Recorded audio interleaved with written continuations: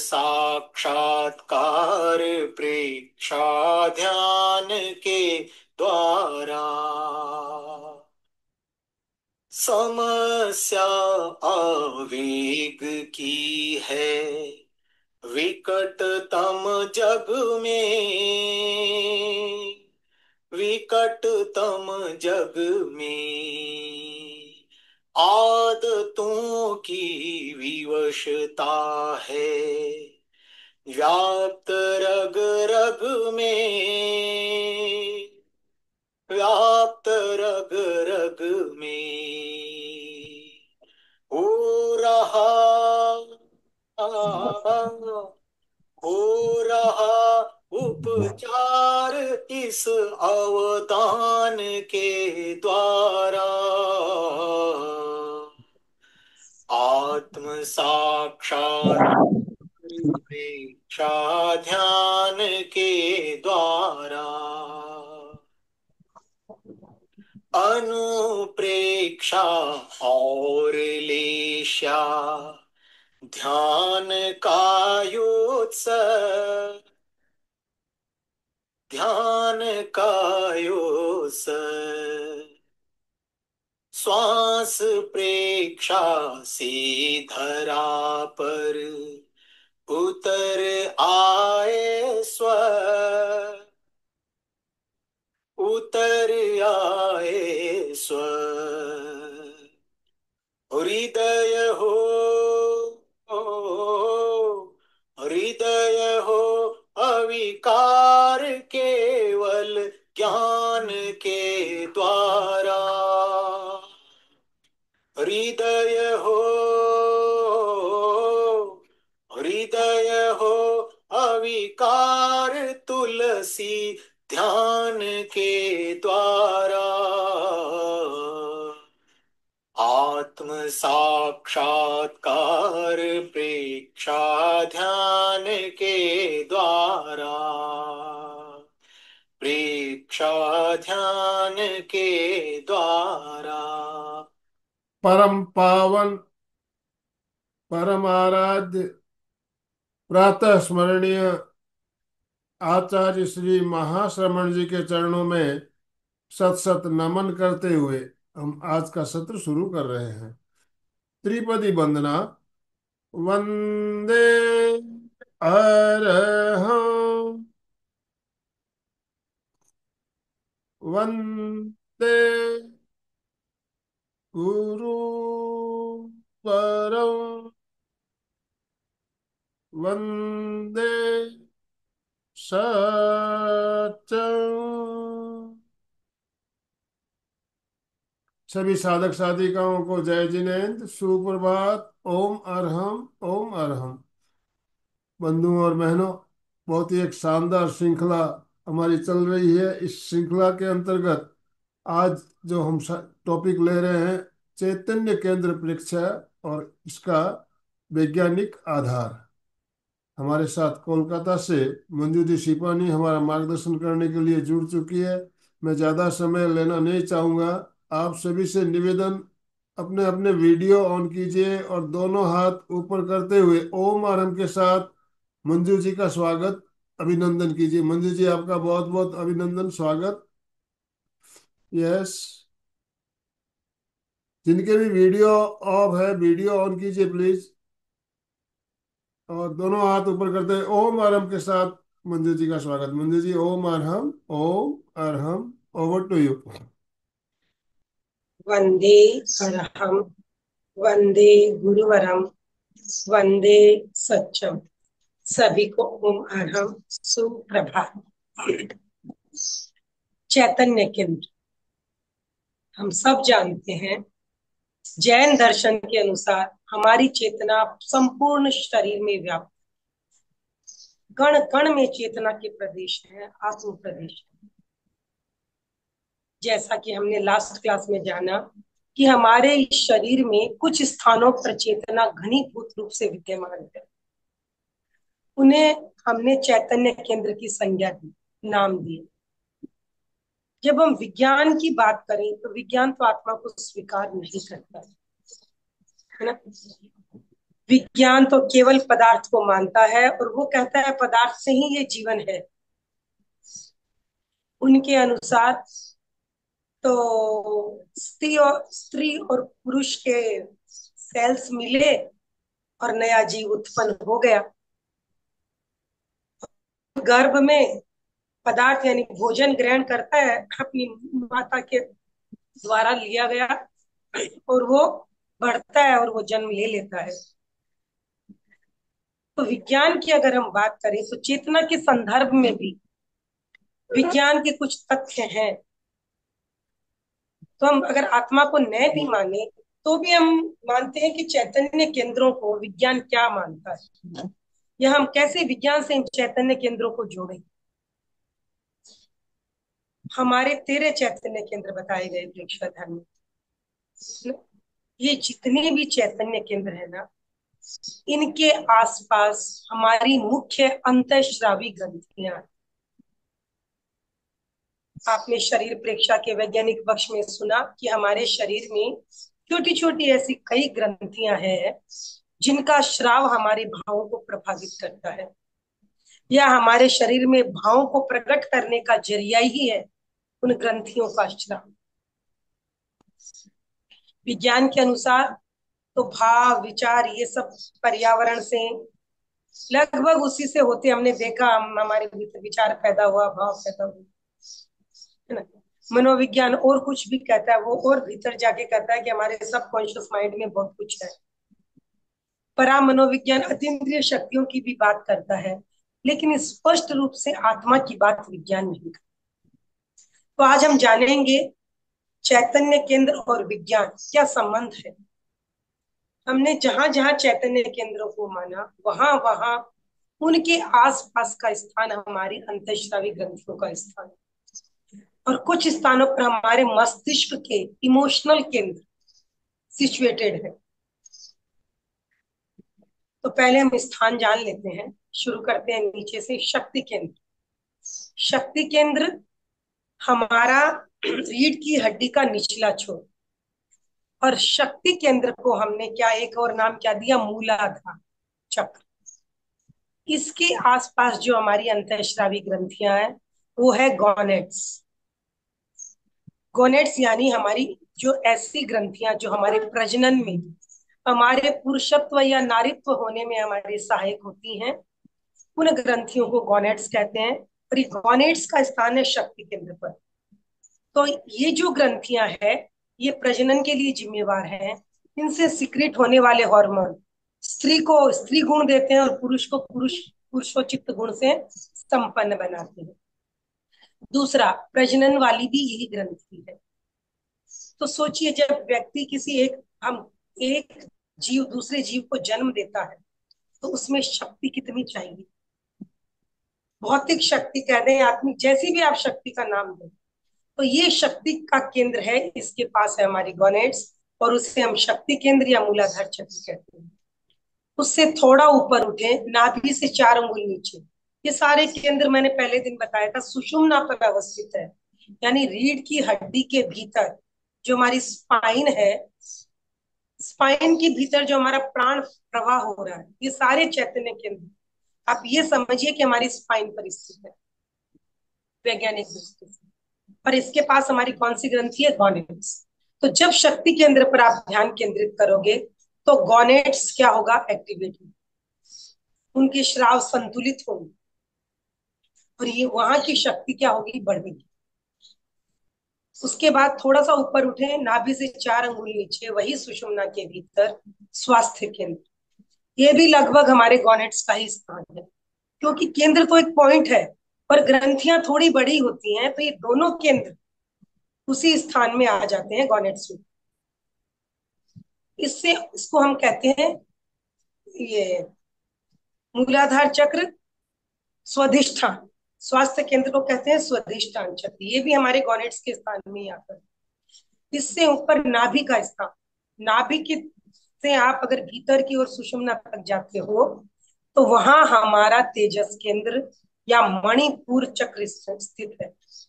और इसके पास जो हमारी ग्रंथि है वो सबसे इंपॉर्टेंट ग्रंथि है। जो हमारे भावों को, आवेश को, आवेग को, उत्तेजना को, उत्साह को कंट्रोल करती है, नियमित करती है, संतुलित करती है। और ये ग्रंथि है हमारी दोनों किडनी के ऊपर, दो ग्रंथियां हैं एड्रीनल। एड्रीनल ग्रंथि का स्राव आवेश और आवेग को नियंत्रित करता है, हमारे भीतर के बीपी को नियंत्रित करता है, हमें कितना उत्साह, कितना ये है शक्ति, इन सबको संचालित करने का काम है एड्रिनल ग्रंथि का। तो ये सबसे ज्यादा इंपॉर्टेंट ग्रंथि है और इसका स्थान है तेजस केंद्र। इससे थोड़ा ऊपर उठो, हृदय के पास। हृदय के पास हमारा आनंद केंद्र या अनाहत चक्र। यहाँ हमारी जो ग्रंथि है वो है थाइमस ग्रंथि, जैसा कि नाम ही है अनाहत या आनंद केंद्र।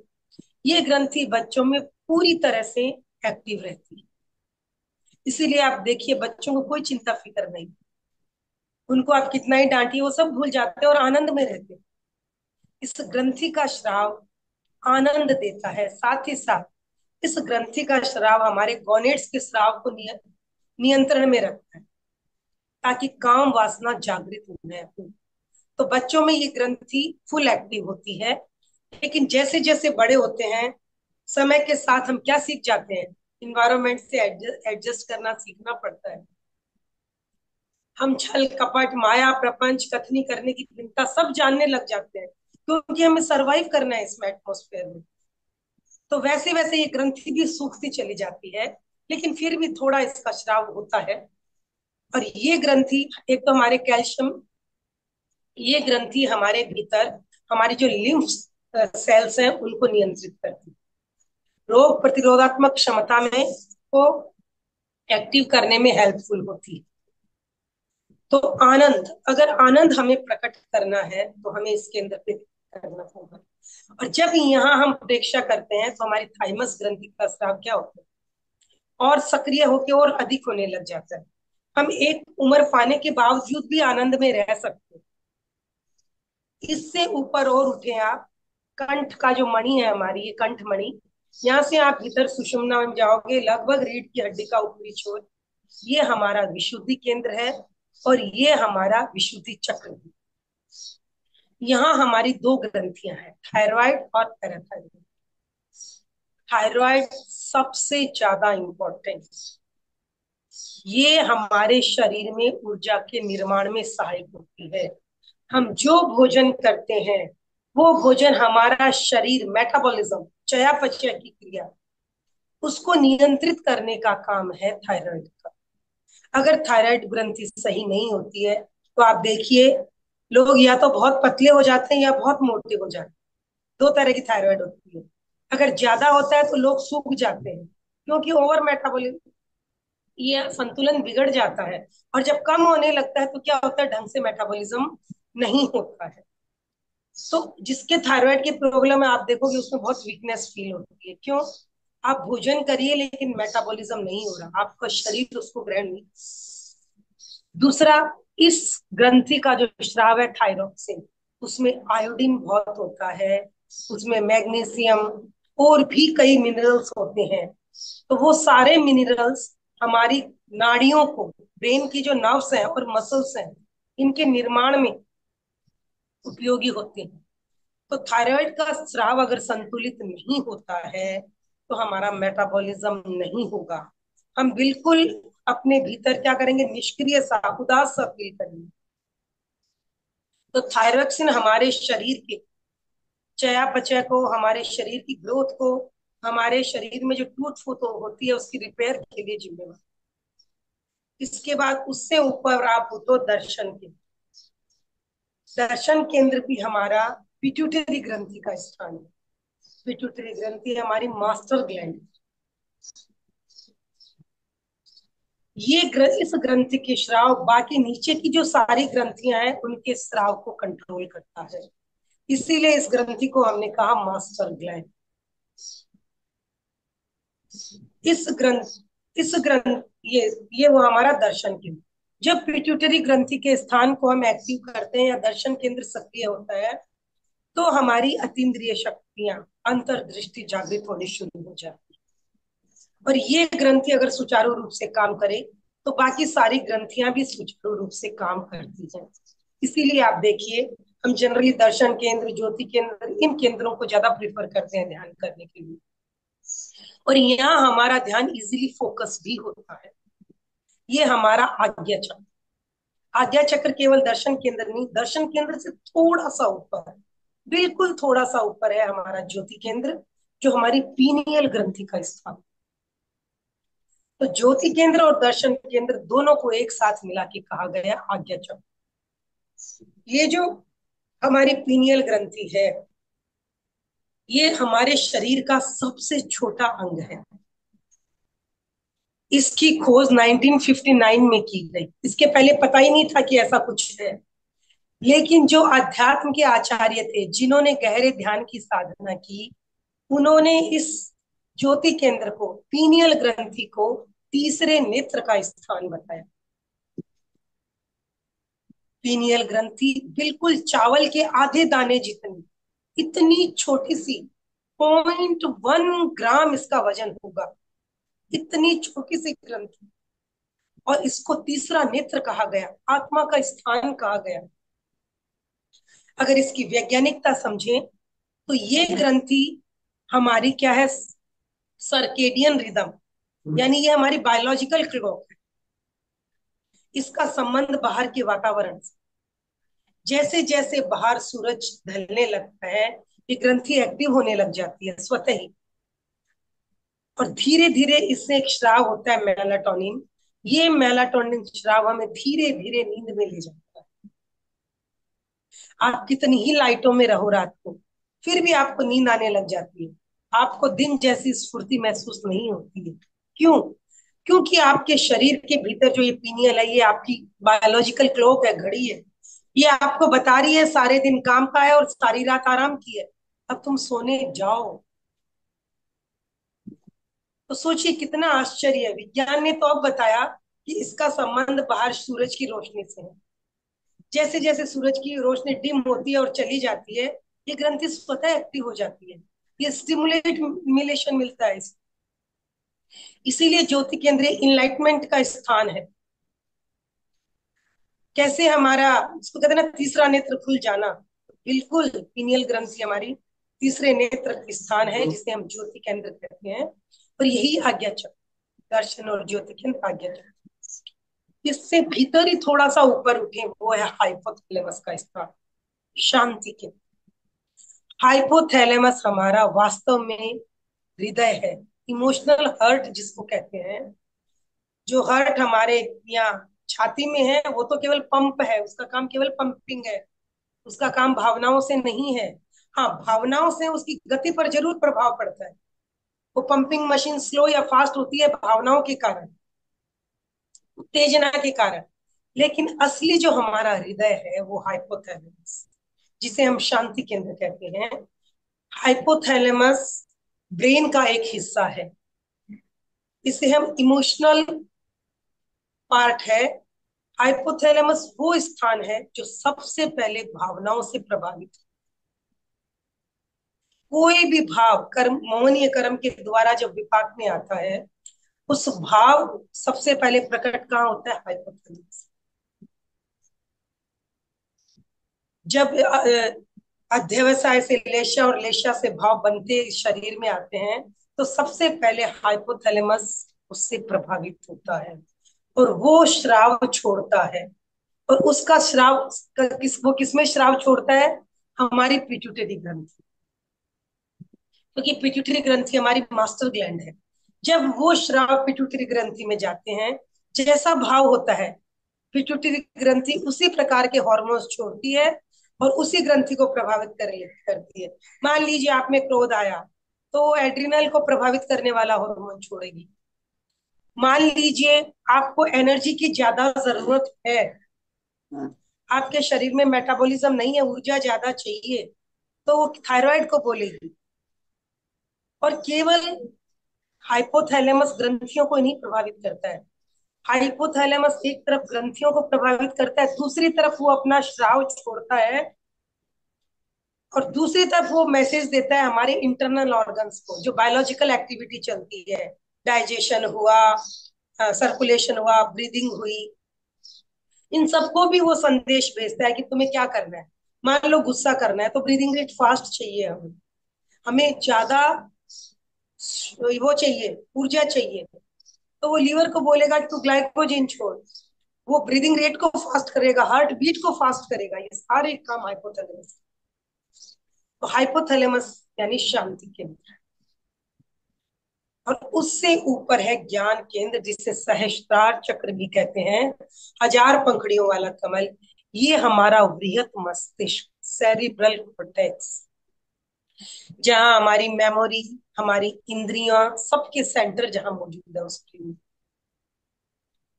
है ना, वो हमारी स्मृति के लिए, हमारी बुद्धि के लिए, हमारी इंद्रियों के संचालन के लिए जिम्मेवार है, जहां हमारी एकाग्रता, जागरूकता, सब कुछ वही है। तो वो है हमारा सेरिब्रल कॉर्टेक्स। तो ये 9 चैतन्य केंद्र हुए। इसके अलावा 4 चैतन्य केंद्र हो, जीभ का अग्रभाग, नाक का अग्रभाग, कान और दोनों आंखें। तो ये जो चारों केंद्र, जो 4 इंद्रियों से हैं, इनके सेंटर भी मस्तिष्क में ही स्थित है। इसलिए अगर हम केंद्र को न पकड़ पाए, केवल ललाट पर फोकस करके भी अगर हम ध्यान करें, तो हमारे ऊपर के सारे केंद्र क्या होंगे? संतुलित होंगे, सक्रिय होंगे, और हम एक उदात्त, उन्नत जीवन जी सकते। तो ये, और जब तक हमारी चेतना नीचे के केंद्रों में है, यानी एड्रिनल और गॉनेट्स पे ही घूम रही है, तब तक हम केवल संसार की भोग विलास की बातों में उलझे रहेंगे। हमें अध्यात्म अच्छा भी नहीं लगेगा, हम बोलेंगे नहीं ये तो बेकार की बात है, ये सब कुछ होता ही नहीं है, खाओ पियो मजे करो। तो अगर हम इस खाने पीने से, इस संसार के भोग विलास से तंग आ गए हैं, थक चुके हैं, भोग भोग के संतुष्ट हो चुके हैं, या कहूं कि ऊब चुके हैं, तब हम अध्यात्म के मार्ग में आते हैं और ऐसे आनंद की तलाश करना चाहते हैं, जो आनंद बस मिल जाए और कभी नष्ट न हो, जिसके लिए किसी पदार्थ की जरूरत नहीं, किसी व्यक्ति की जरूरत नहीं, किसी वातावरण की जरूरत नहीं। मैं बैठा हूं फिर भी आनंदित हूँ, मेरे पास कुछ नहीं है फिर भी आनंदित। ऐसा होता है, कई बातें ऐसी है जहां विज्ञान अनुत्तरित है। हम चैतन्य केंद्रों पर ध्यान करके अपने रोगों को मिटा सकते हैं। चैतन्य केंद्रों के साथ रंगों का ध्यान करते हैं, यही लेशा ध्यान, और ये हमारी शरीर के रोगों को भी मिटा देता है। कई ऐसे कैंसर पेशेंट हैं जिन्होंने दवाई के साथ ध्यान किया तो डॉक्टर आश्चर्यचकित था कि आपकी रिकवरी हुई कैसे। तो जब हम चैतन्य केंद्र परीक्षा करके इन केंद्रों पे ध्यान करते हैं, वहां से वहां की जो ग्रंथि है, या उस एरिया के जो अंग है, वो क्या होते हैं? सक्रिय और संतुलित होना शुरू हो जाते हैं। वहां का रसायन संतुलित हो जाता है, वहां की प्राण धारा संतुलित होने लग जाती है, और हम स्वास्थ्य का अनुभव करते हैं। और आप देखते हो कि जैसे लेडीज है वो अच्छी तरह जानती है, जब मेनोपॉज आता है तो हम कितने चिड़चिड़े हो जाते हैं, कितने हमारे भीतर मानसिक और भावनात्मक चेंज होते हैं। क्यों? क्योंकि जो श्राव सिक्रीट हो रहे थे गोनेट से, वो श्राव अब बंद हो गए हैं। बहुत सारे रोग भी हो जाते हैं। क्यों? क्योंकि जो केमिकल वो ग्रंथियां छोड़ रही थी, उनके उनके श्राव बदल गए उम्र के साथ। और श्रावों के कारण हमारा भावनात्मक संतुलन बना रहता है। जब ये श्राव गड़बड़ाते हैं एंडोक्राइन ग्लैंड्स के, तो हमारी भावधारा बिल्कुल गड़बड़ा जाती है। अकारण उदास हो जाना, अकारण बेचैन हो जाना, अकारण क्रोध करना, ये सब इन ग्रंथियों के श्राव असंतुलित होने की वजह से। हमारा मानसिक संतुलन बिल्कुल, हमारी एड्रिनल कंट्रोल कर रही है, हमारे शरीर की चयापचय की क्रिया, शरीर की टूट फूट, सारा थायराइड हमारा कंट्रोल करती है। तो आपको पता है कि हार्मोन्स कितनी क्वांटिटी में निकलते हैं? सारी उम्र अगर हम कैलकुलेट करेंगे कितना श्राव निकलता है, तो कुछ ग्राम भी नहीं छोड़ते। कुछ ग्राम, सोचिए कितनी मिनिमम क्वांटिटी, और कितना गजब प्रभाव। और क्या कारण है कि हम भावों से तुरंत प्रभावित, उत्तेजना आवेश में आ जाते हैं? ये ग्रंथियां अपना श्राव सीधा ब्लड में डालती हैं, इनकी कोई नलियां नहीं है। ये जो ड्रॉप डाली सीधा ब्लड में चला गया, और खून को हमारे शरीर का पूरा एक चक्कर लगाने में केवल 0.8 सेकंड लगता है, 1 सेकंड भी नहीं। इसलिए जैसे उद्दीपन संवेदन मिलते हैं हम तुरंत रिएक्ट कर जाते हैं। क्यों? क्योंकि देखा, श्राव निकला और श्राव तो 1 सेकंड में पहुंच गया, उसने अपना काम कर दिया। तो डायरेक्ट अगर हम चाहें कि हम अपने भावों को नियंत्रित कर लें, अपने क्रियाकलापों को, तो ये हमारे लिए संभव नहीं हो पाता है। हम रोज सोचते हैं क्रोध नहीं करेंगे, रोज सोचते हैं लालच नहीं करेंगे, रोज सोचते हैं छल कपट नहीं करेंगे, पर कर लेते हैं समय आने पर। क्यों? क्योंकि जो संवेदन आ रहे हैं, इंद्रियां तो क्या है, भौतिक है, पदार्थ है। उनको तो आप जैसा उद्दीपन मिला, संवेदन मिला, और रिएक्ट करेंगी ही। अगर आपका चित्त जागरूक है, आप जागरूक हो, तो क्या करोगे? होगा, लेकिन आप उसको कंट्रोल करेंगे। तो चैतन्य केंद्र की प्रेक्षा हमारे जो श्राव है ग्रंथियों के, उनको नियंत्रित करती, हमारे चित्त को जागरूक बनाती। तो चित्त की जागरूकता के लिए,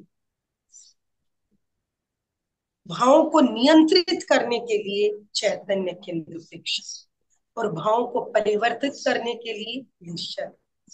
तो आइए हम अपनी भावनाओं को, अपने भावों को, जो ईच एंड एवरी मोमेंट पैदा हो रहे हैं मोहनीय कर्म के विपाक से, उन्हें नियंत्रित करने की कला सीखें अपने चैतन्य केंद्रों की प्रेक्षा। चलिए सब ध्यान के लिए तैयार हो जाए।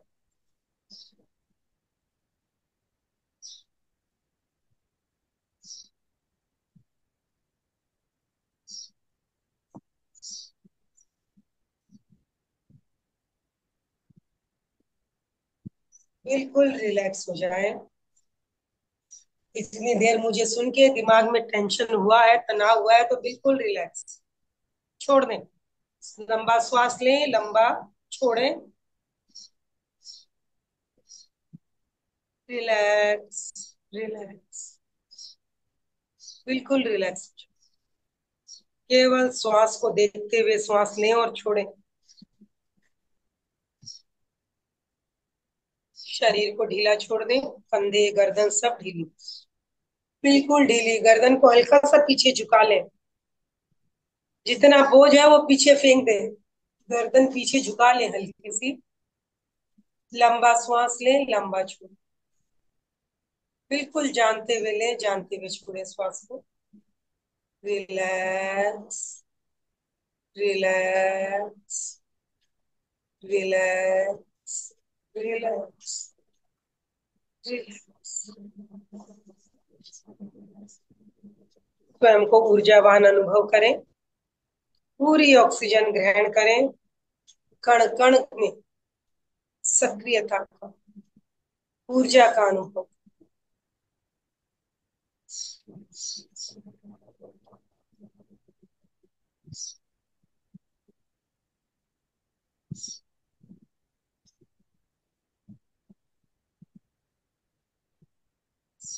पहले अर्हम ध्वनि करेंगे, फिर महाप्राण ध्वनि, और फिर महाप्राण ध्वनि को हम अपने चैतन्य केंद्रों के जागरण के लिए सुषुम्ना के भीतर चित्त को केंद्रित करते हुए करेंगे। ठीक है, तो चलिए अपने आसपास के वातावरण को, अपने भीतर की चेतना को ऊर्जावान बनाने के लिए, बाहर के वातावरण को पवित्र बनाने के लिए एक कवच का निर्माण करें। सारी नकारात्मक शक्तियों को दूर करने के लिए भीतर पवित्र हो जाएं, शांत हो जाएं, बिल्कुल शांत और निर्मल। और हम के द्वारा अपनी भीतर की शक्तियों को जागृत करेंगे, बाहर एक कवच का निर्माण करें, पूरी तन्मयता और एकाग्रता।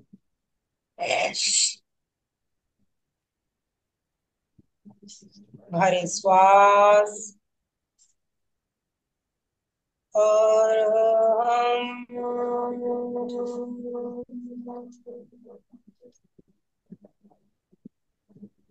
और और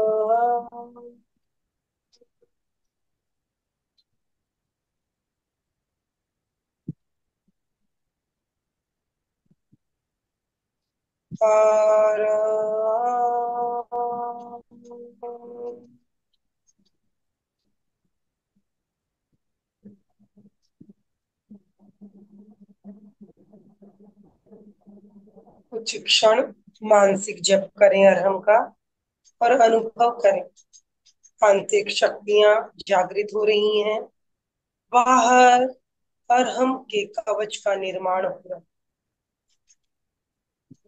मानसिक जप।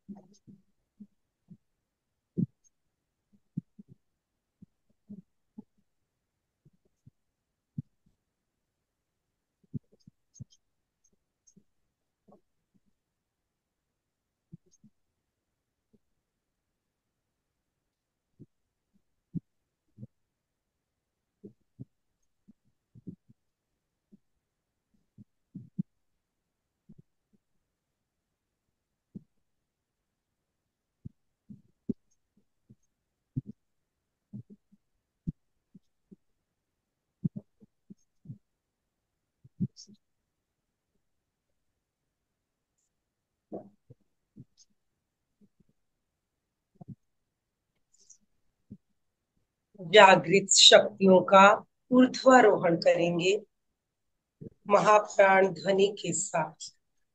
श्वास भरेंगे, चित्त को शक्ति केंद्र पर ले जाएंगे। श्वास छोड़ते हुए महाप्राण ध्वनि करनी है। चित्त को सुषुम्ना के मार्ग से, शक्ति केंद्र से ज्ञान केंद्र तक ले जाना है।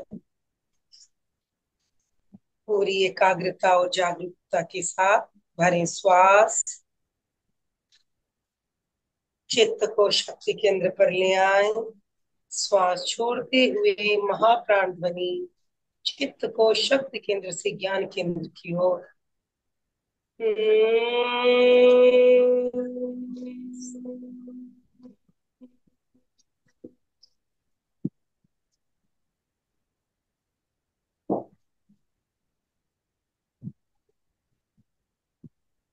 भरें श्वास। आप स्वतः ही करें, मैं नहीं बोलूंगी।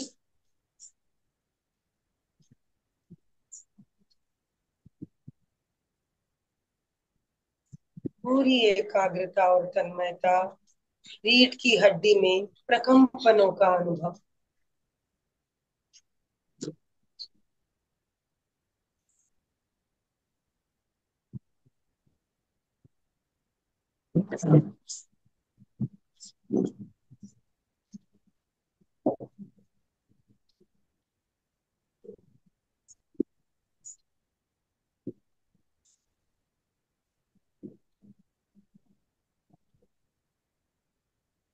गहरी एकाग्रता, पूरी तन्मयता के साथ सुषुम्ना में, मस्तिष्क में प्रकंपनों का अनुभव।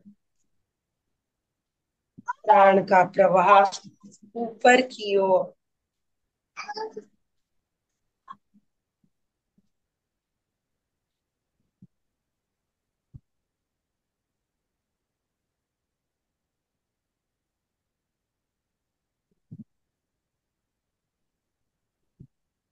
धीरे धीरे रीढ़ की हड्डी की एक एक मनके को छूते हुए उठती हूँ।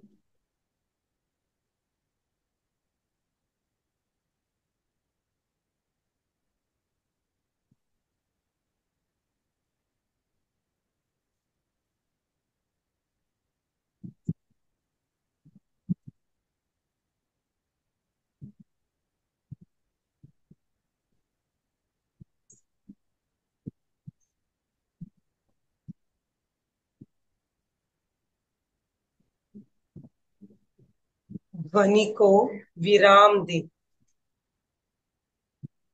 चित्त, श्वास और प्राण तीनों की यात्रा सुषुम्ना में, नीचे से ऊपर, ऊपर से नीचे, केवल चित्त सुषुम्ना में यात्रा करे।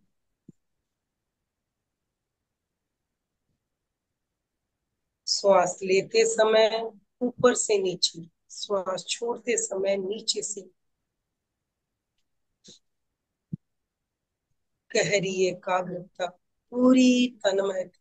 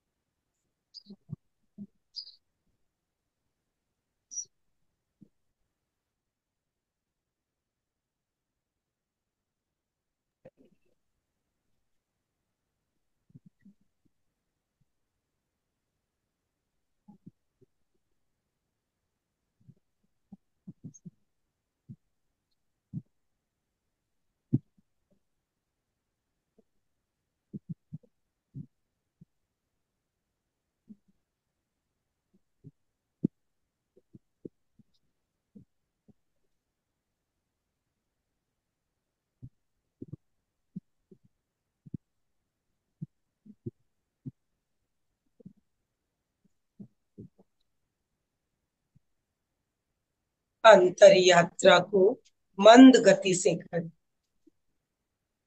एक एक चैतन्य केंद्र पर रुकते हुए एक एक चैतन्य केंद्र की प्रेक्षा करते हुए चित्त को शक्ति केंद्र पर केंद्रित रखें। वहां के प्रकंपनों का अनुभव केवल ज्ञाता दृष्टा भाव से देखें।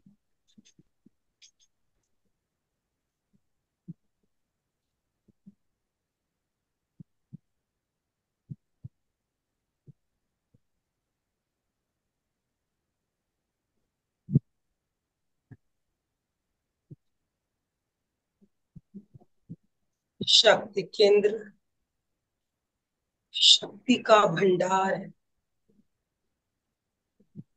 अनुभव कर वहां की शक्ति जागृत हो रही, प्रकंपनों का अनुभव।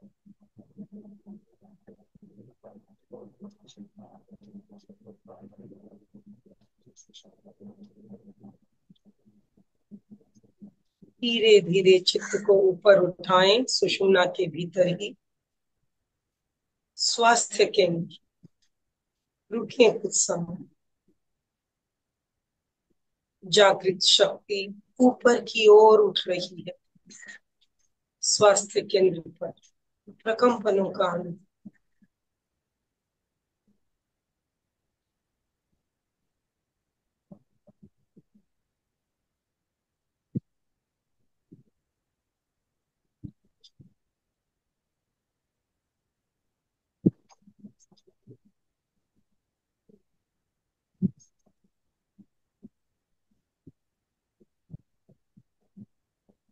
अनुभव करें गोनेड्स ग्रंथियों के स्राव संतुलित हो रहे,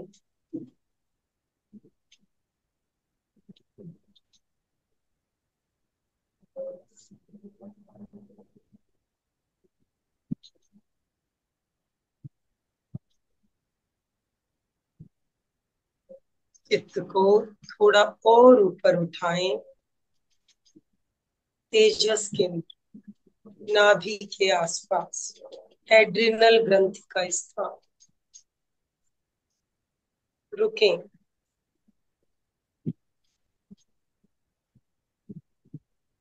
प्रकंपनों का अनुभव।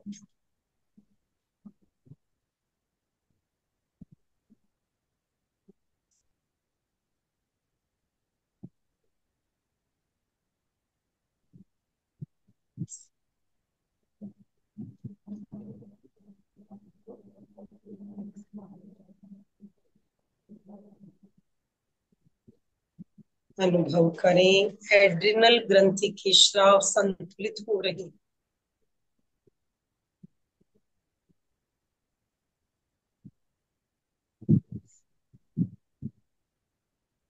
नीचे पेड़ों का पूरा भाग अपान प्राण का स्थान है। अपान वायु संतुलित हो रही है। अपान प्राण संतुलित हो रही है।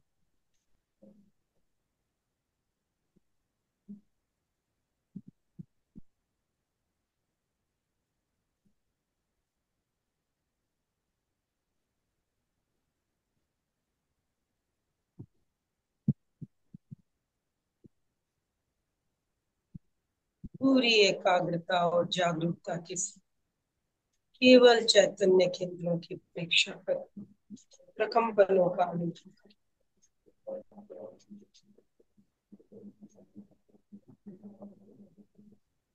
चित्त को और ऊपर उठाएं, आनंद केंद्र, हृदय के पास।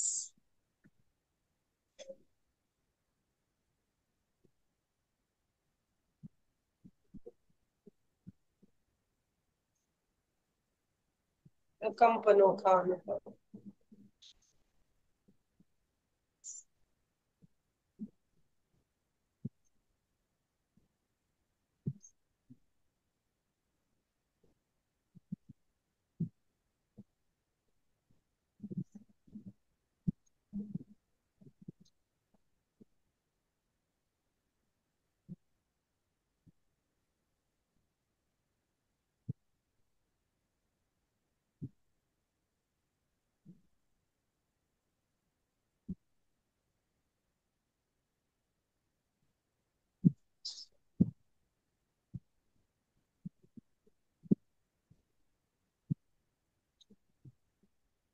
अनुभव करें थाइमस ग्रंथि का स्राव सक्रिय हो रहा है।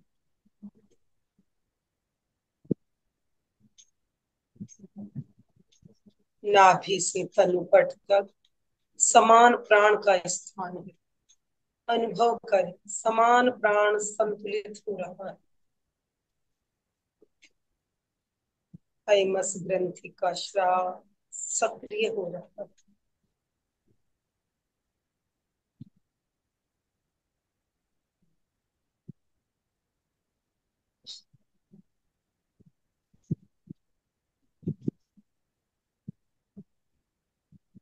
चित्त को विशुद्धि केंद्र पर ले जाएं।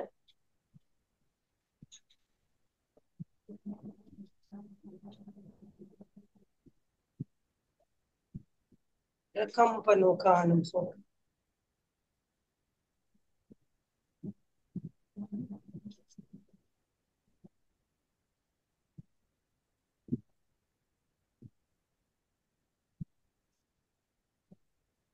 अनुभव करें थायराइड और पैराथायराइड ग्रंथि का स्राव संतुलित हो रहा है।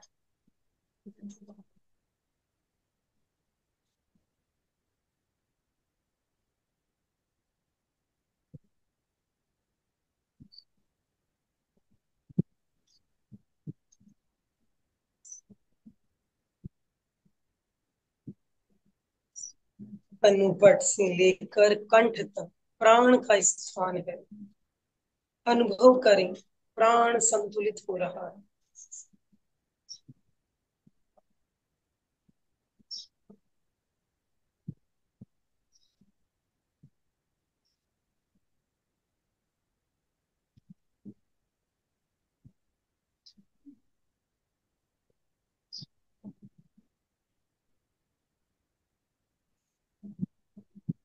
पूरी एकाग्रता और जागरूकता के साथ प्रकंपनों का अनुभव।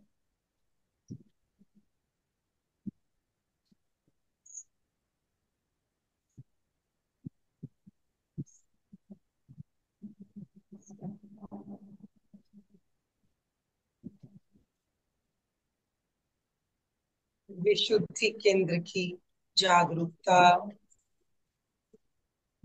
समस्त विकारों को दूर करने वाली होती है। शरीर के, मन के, भावों के, आत्मा के समस्त विकारों को दूर। विशुद्धि केंद्र का जागरण। पूरी जागरूकता से प्रेक्षा करें विशुद्धि केंद्र।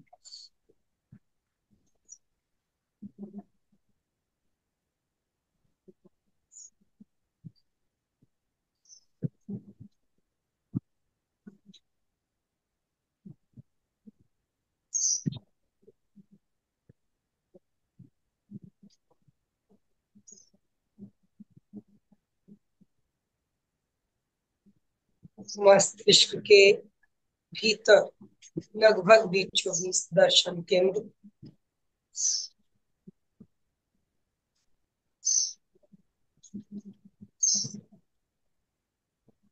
पिट्यूटरी ग्रंथि का स्थान, मास्टर ग्लैंड।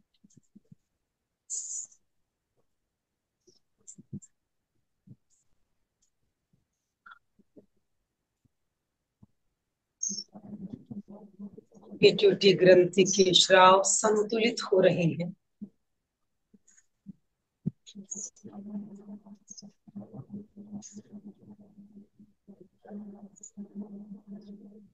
और ऊपर ज्योति केंद्र, पीनियल ग्रंथि। प्रकंपनों का अनुभव।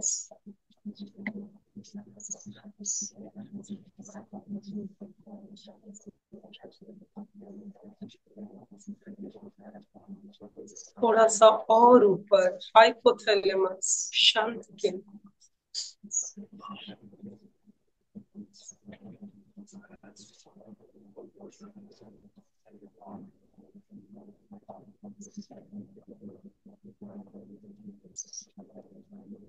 और सुषुम्ना का अंतिम छोर, ज्ञान केंद्र, चोटी का स्थान।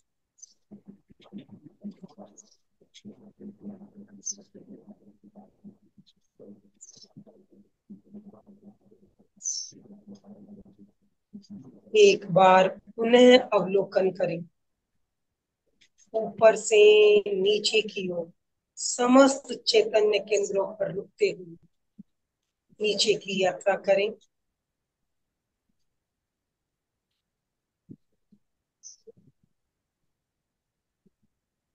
गर्दन से चेहरे तक का उदान प्राण, संपूर्ण पांचों प्राण सक्रिय हो गए। सुषुम्ना के भीतर समस्त चक्र और चैतन्य केंद्र सक्रिय हो गए। पूरी सुषुम्ना में प्रकंपनों का अनुभव।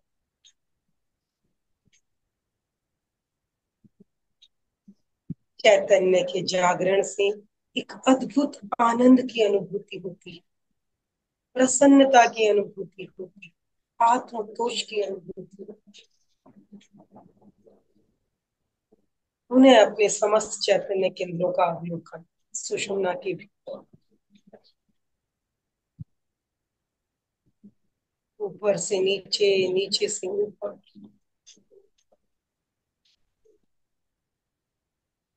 एक एक चैतन्य केंद्र सक्रिय हो गया।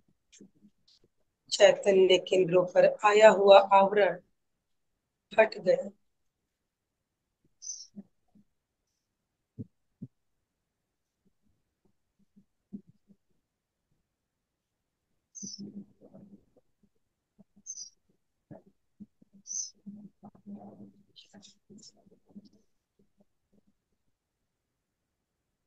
मानो दीपक पर जो ढक्कन लगाया हुआ था उसमें छेद हो गए हैं, जालीदार हो गए।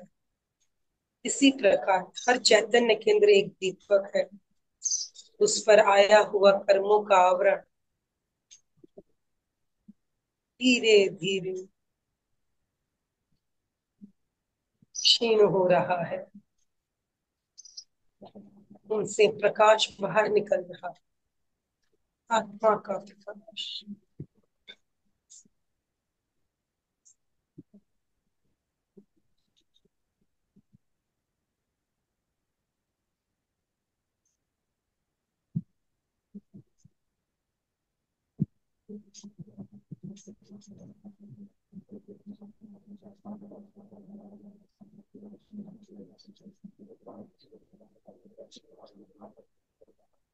अपने भीतर एक अद्भुत ऊर्जा का अनुभव कर, शक्ति का अनुभव कर, शांति का अनुभव कर।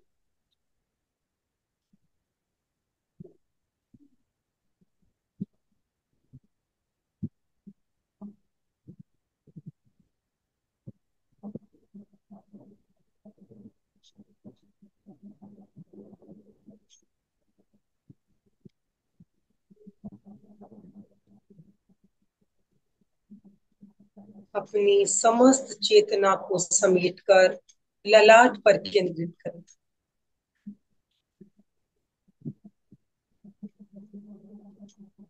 मस्तिष्क के भीतर समस्त चेतना को समेटकर केंद्रित कर लें।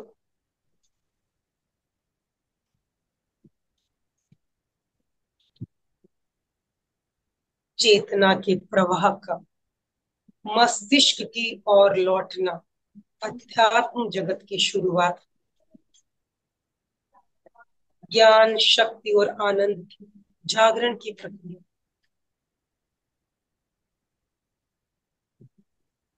पूरे ललाट पर चमकते हुए श्वेत रंग का ध्यान करें।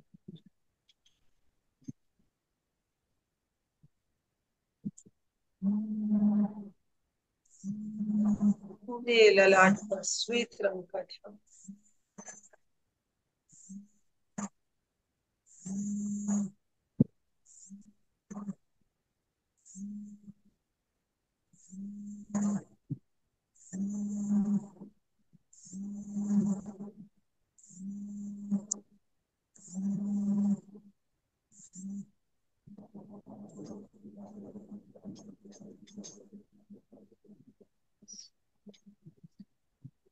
चेतना के जागरण से जो भीतर शक्ति और आनंद प्रकट हुआ है, उसको अनुभव करें।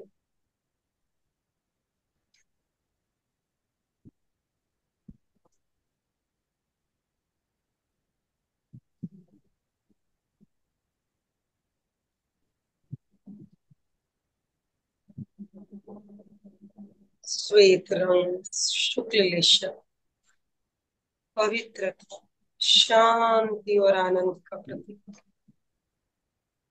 जैसा रंग, जैसी लेशा, वैसे भाव।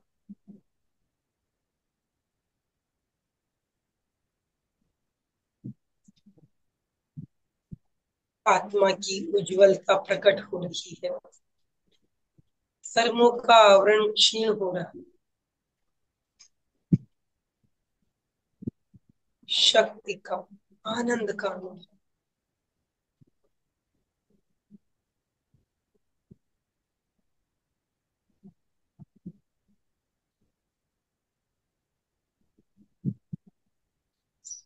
चित्त को ज्योति केंद्र पर केंद्रित रखते हुए भावना करें, मैं चैतन्यमय हूँ, मेरे भीतर अनंत ज्ञान, अनंत शक्ति और अनंत आनंद है। मैं चैतन्यमय हूँ, मेरे भीतर अनंत शक्ति है, अनंत ज्ञान है, अनंत आनंद।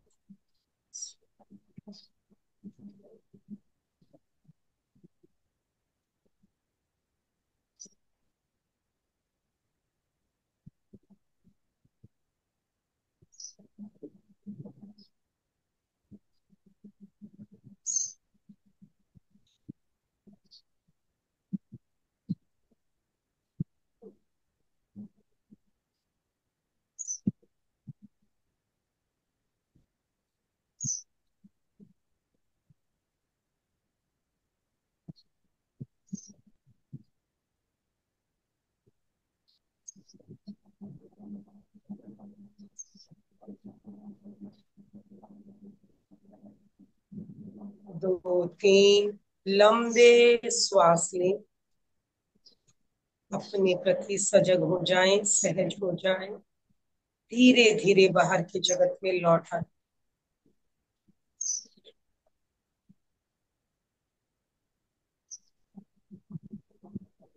चेहरे पर स्निग्ध मुस्कान, अपने आनंद को बाहर प्रकट करें, अपनी पवित्रता को, अपने आत्मतोष को अपने चेहरे के भावों के द्वारा अभिव्यक्त करें।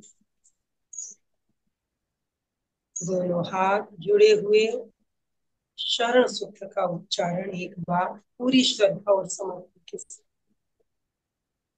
अरहन्ते शरणं पवज्जामि, सिद्धे शरणं पवज्जामि, साहू शरणं पवज्जामि, केवलीपणतं धम्मं शरणं पवज्जामि। वंदनासन में आए, 3 बार सत्य को वंदन। वंदे सत्यं, वंदे सत्यं, वंदे सत्यं। प्रयोग संपन्न। ओम अर्हम्। ओम अर्हम्।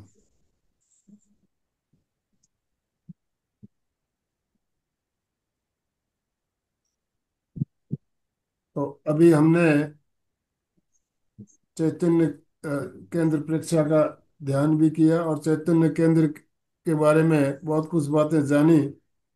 आपकी कोई जिज्ञासा हो, प्रश्न हो तो आप बात कर सकते हैं, पूछ सकते हैं, हैंड राइज कर सकते हैं। यस संगीता जी, बोलिए। नमस्ते मैम। मैम, हमारे कर्म कैसे निर्जरा होते हैं ध्यान से?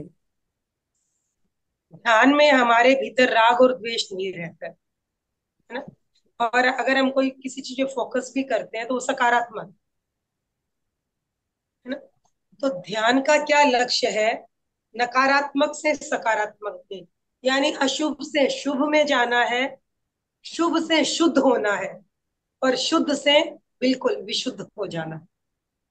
तो ध्यान में क्या है, पहले हम शुभ से अशुभ से शुभ में आते हैं, फिर उसको भी छोड़ देते हैं, शुद्ध यानी कुछ नहीं। और धीरे धीरे हम इतने प्योर हो जाते हैं कि हम बिल्कुल भाव रहते ही नहीं, बस जो जैसे है हम उसे जान रहे हैं, देख रहे हैं। तो कर्म बंद प्रवृत्ति से होते हैं और चिपकते हैं कषाय से। जब कषाय नहीं है तो कर्म चिपकते नहीं है, और प्रवृत्ति चल रही है तो आएंगे लेकिन आत्मा से चिपकेंगे नहीं। और जब राग द्वेष नहीं रहता है तो जो कर्म चिपके हुए है ना, वो भी क्या होता है, ताप पैदा होता है। जब हम राग द्वेष नहीं करते तो तेजस शरीर प्रबल हो जाता है, और उसकी गर्मी से कार्बन शरीर स्वतः ही शरीर को छोड़ के, आत्मा को छोड़ के चला जाता है। तो दो तरह से आने वाले रुक रहे हैं, और जो चिपके हुए हैं वो भी ज्यादा ज्यादा आत्मा को छोड़ के चले जाते हैं। इस तरह से निर्जरा और संवरा, संवर और निर्जरा दोनों होते हैं ओम दीक्षा ध्यान अर्हम्। से। Thank you ma'am. Ashok ji. जय जिनेन्द्र। जय जिनेन्द्र। आज जब ध्यान का प्रयोग कर रहे थे तो अपन ने पहले श्वास प्रेक्षा, शरीर प्रेक्षा जाना और अभी चैतन्य प्रेक्षा। तो एक मन में विचार आ रहा था कि जो अपने पंचेंद्रिय जीव है, जीव जंतु, तो उसके अंदर भी ऐसे सिस्टम होता होगा, कुछ अनुभव? हाँ, सब में होती है पंचेंद्रिय। देखिए, ये जो ग्रंथियां है ये जीवों में सब में होती है, ऐसा नहीं है नहीं होती है। जो पंचेंद्रिय सब में है, लेकिन मन की शक्ति सब में नहीं है ना। मन। बाकी में जो इंद्रियां वो अपना काम कर रही है, वो एक यंत्र की तरह चल रहे हैं बाकी जीव, जिनमें मन नहीं है। लेकिन हमारे पास मन है, तो हम क्या कर सकते हैं, उसका इस्तेमाल करके जागरूक हो सकते हैं, है ना। मन का कल्पना, चिंतन और स्मृति कर सकता है। तो हम भूत भविष्य वर्तमान तीनों को क्या करते हैं, देख समझ के अपनी प्रवृत्ति करते हैं। आज अगर भविष्य का नहीं सोचते तो क्यों ध्यान कर रहे होते, है ना। सब कुछ मिल ही रहा है, जरूरत क्या है इस ध्यान की। तो बाकी पंचेंद्रियों में जहाँ मन नहीं है, वहां वो लोग एक यंत्र का जीवन जीते हैं, प्रकृति जैसा करवाती है वो करते हैं, यानी जैसा कर्म वो हृदय में इंद्रिय आता है वो भोग चले जाते हैं। इंद्रिय सुख में ही रहते होंगे वो। हाँ, वो इंद्रिय सुख में ही रहते होंगे। बस बस इंद्रिय आत्मिक सुख सुख या में। जो कुछ है इंद्रिय के स्तर पर ही जीते हैं केवल। ओम धन्यवाद। और किसी को कुछ पूछना हो तो हैंड राइज कर सकते हैं, बात कर सकते हैं। 1-2 मिनट का समय है अभी हमारे पास। यस, लक्ष्मी लता जी कुछ पूछना है आपको, अनम्यूट कीजिए अपने आप को, लक्ष्मी लता जी। यस। जय जिनेन्द्र भाई साहब, जय जिनेन्द्र मैम। जय जिनेन्द्र। अच्छा, ये चैतन्य केंद्र पर सभी में एक साथ करते हैं तो कितने कितने मिनट के लिए करना चाहिए? देखिए, हम एक बार नीचे के केंद्रों पे हमें ज्यादा नहीं करना है, ये सब चैतन्य केंद्रों को जगाकर हम लास्ट में ऊपर ही रहते हैं। तो नीचे के केंद्रों में आपको प्रकंपन अनुभव होने चाहिए, इसलिए कुछ समय रुका जा सकता है। देखिए, स्टार्टिंग में तो होते ही नहीं है, 3 रुको या 5 रुको, ठीक है। और जब होने लग जाते हैं तो आप 3-3 मिनट ही रुको, इससे ज्यादा की भी जरूरत नहीं पड़ती है। यस। जब तक नहीं प्रकंपन अनुभव हो, हमें कोशिश मतलब कुछ समय ज्यादा लगाना। ओके दिवा मैम, फिर दिवा भी जी। अनुभव हो या नहीं हो, 3 मिनट नीचे के केंद्रों पे ज्यादा देर नहीं रुकना है हमें। ओके मैम, जय थैंक यू। जय जिनेन्द्र। बहुत ही बढ़िया मंजू जी, आपने जो आज सभी ग्रंथि के बारे में बताया, बहुत अच्छी जानकारी। पूरा शरीर के अवयव, उसके साथ में ग्रंथियां और उसका काम, बहुत अच्छा नॉलेज दिया, जिससे ध्यान का प्रकंपन और यानी ध्यान की गहराई और बढ़ जा रही है उसमें, कि कैसे कैसे कहाँ कहाँ क्या उनका काम है और कैसे करना है हमें ध्यान। Thank you very much. ओम मैडम। सुशील कुमार जी बोलिए। जय श्री राम मंजू जी। आज का जय ध्यान जय। बहुत ही प्रभावशाली रहा। मंजू जी, बहुत ही अच्छा ध्यान रहा आज का, बहुत अच्छा लगा, बहुत आनंद आया। और मुझे एक इंफॉर्मेशन चाहिए थी, आपका जो डेली ध्यान साधना होती है ना, हाँ हाँ, वो शाम मेरे को। पास लिंक लिंक नहीं है मैं वो। डेली लिंक है हम्म। आपके पास, अगर मेरे नंबर है तो आप भेजिए, मैं आपको लिंक भेज देती हूँ। मैं ले भाई साहब, लूंगा। मैं लिंक आपको भेजती हूँ, अगर कोई इंटरेस्टेड है तो आप लिंक भेज दीजिए डेली ध्यान मैं साधना यूट्यूब वाला। में देखता हूँ लेकिन लाइव नहीं देख पाता हूँ, मतलब। नहीं, वो रात को 9:15 बजे डेली चल रहा है ध्यान हमारा। हाँ, तो प्रतिदिन तो आप चलता मेरे है को शाम का। आप शाम को 9 बजे, 9:15 होता है ना। हाँ, 9:15 बजे। आप लिंक हाँ ग्रुप तो में भेज दीजिए ना। लिंक। मैं आपको लिंक भेजती हूँ, आप ग्रुप में शेयर कर दीजिए, जिसको जुड़ना है वो रात को जुड़ हाँ जाएंगे। बिल्कुल धन्यवाद। बिल्कुल, आप लिंक भेज ही दीजिए। मैं सुशील जी, मैं अपने ग्रुप में भी डाल देता हूँ, जिनको शाम के ज्वाइन करना है मंजू जी से जुड़ सकते हैं। शाम का जो उनका ध्यान का क्रम चल रहा है, बहुत ही बढ़िया चल रहा है। ठीक है काफी भाई जी, जन ठीक हमारे है भाई। जुड़ते भी है शाम को। धन्यवाद, प्रणाम। ओम। तो समापन की ओर चले। दोनों हाथ जोड़ते हुए, रीढ़ की हड्डी गर्दन सीधी रखते हुए, आंखों को बिना दबाव दिए कोमलता से बंद रखते हुए, मेरे साथ साथ सभी मानसिक उच्चारण करें। मैं चैतन्यमय हूँ। मैं आनंदमय हूँ। मैं शक्तिमय हूँ। मेरे भीतर अनंत चैतन्य का, अनंत आनंद का, अनंत शक्ति का सागर लहरा रहा है। इसका साक्षात्कार करना ही मेरे जीवन का परम लक्ष्य है। हमारा आज का दिन मंगलमय हो, आनंदमय हो, शांतिमय हो। इन्हीं शुभ भावनाओं के साथ ओम शांति शांति शांति। कृतज्ञोस्मि, हम सब गुरुदेव के आभारी हैं। कृतज्ञोस्मि, हम सब गुरुदेव के आभारी हैं। कृतज्ञोस्मि, हम सब गुरुदेव के आभारी हैं। बहुत बहुत धन्यवाद मंजू जी, और जितने भी भाई बहन हमारे साथ जुड़े सभी का बहुत बहुत आभार। अशोक जी, स्लोगन प्लीज। जय जिनेन्द्र।